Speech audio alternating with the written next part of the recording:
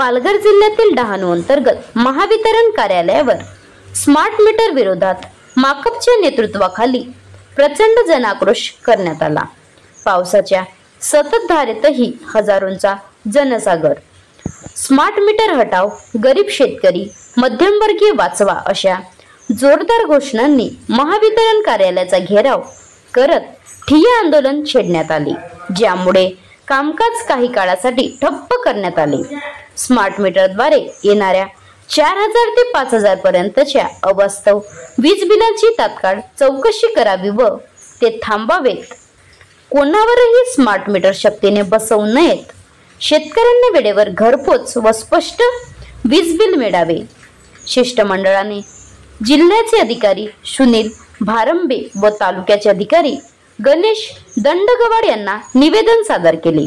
आंदोलनामध्ये उपस्थित आमदार विनोद निकोले यांनी सरकारला स्पष्ट इशारा दिला, जर सरकारने स्मार्ट मीटर हटवले नाही तर आदिवासी जनता स्वतःचे मीटर काढून पालघर महावितरण कार्यालयात जमा करू अशी ग्वाही त्यांनी दिली।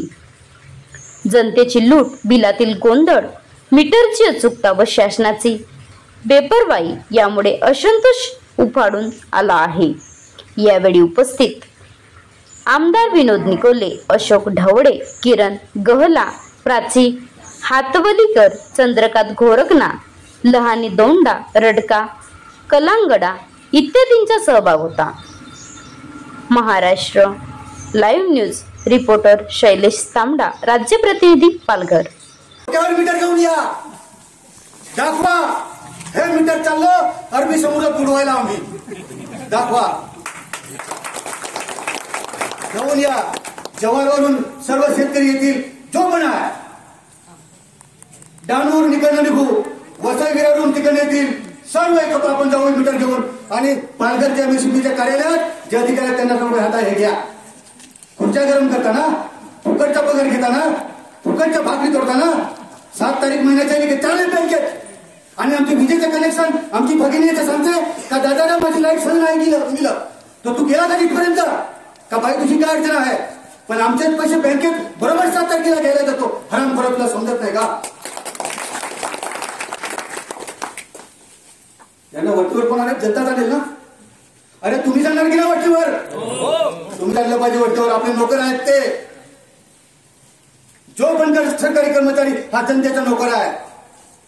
आजचा जो हा सीपीएम चा मोर्चा होता त्याच्यामध्ये त्यांच्या ज्या मागण्या होत्या त्याच्यामध्ये बहुतांश जो काय गैरसमज आहे या स्मार्ट मीटर किंवा आपल्या टीव्ही मीटर वापर, तर तो आपण त्यांना समजावून सांगण्याचा प्रयत्न केला की हे मीटर जे आहे टीव्ही मीटर याच्यामध्ये दिवसाची नंतर अलग अलग वेळेची वीज आपली गणना केली जाते। त्या दृष्टिकोनातून आता येणाऱ्या टॅरिफ मध्ये सकाळी 9 ते संध्याकाळी 5 हा जो सोलर अवरचा आहे याच्यामध्ये 10% डिस्काउंट देण्यात येणार आहे। तर हे त्याच्यामध्ये पॉसिबल आहे, दुसऱ्या मीटरमध्ये नाही। त्या व्यतिरिक्त हे जे मीटर आहेत याचा फायदा एवढा आहे की या मीटरचं ऑटोमॅटिक रिडिंग येणार आहे। म्हणजे पूर्वी जी आमची मॅन्युअल सिस्टीम होती मीटर विंडोवर जाऊन रिडिंग घेणे, त्याचा रिडिंगचा कालावधी 30 दिवसाचा असायला पाहिजे, तो कधी 31 दिवस कधी 28 दिवस असा व्हायचा। तर ह्या सगळ्या चुका किंवा एरर्स आहे या टीव्ही मीटर मध्ये एलिमिनेट होणार आहेत। आणि हा जो प्रकल्प आहे हा अतिशय चांगला प्रकल्प आहे। त्याच्यामध्ये रिडिंग चुकण्याचा किंवा रिडिंग जास्त येण्याचा अजिबात काही चान्स नाही, हेच त्यांना आपण समजून सांगितलं।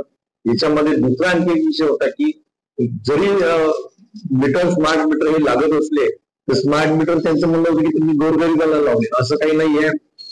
त्यांना हेही सांगितलं की आपण वसई विरार मध्ये देखील 2-2.5 लाख मीटर हे लागलेले आहेत, कल्याण डोंबिवली परिसरात पण लागलेले आहेत, किंबहुना संपूर्ण महाराष्ट्रात लावतो आपण। आपल्या या इथे पण शहरी भागात पण लावलेले आहे।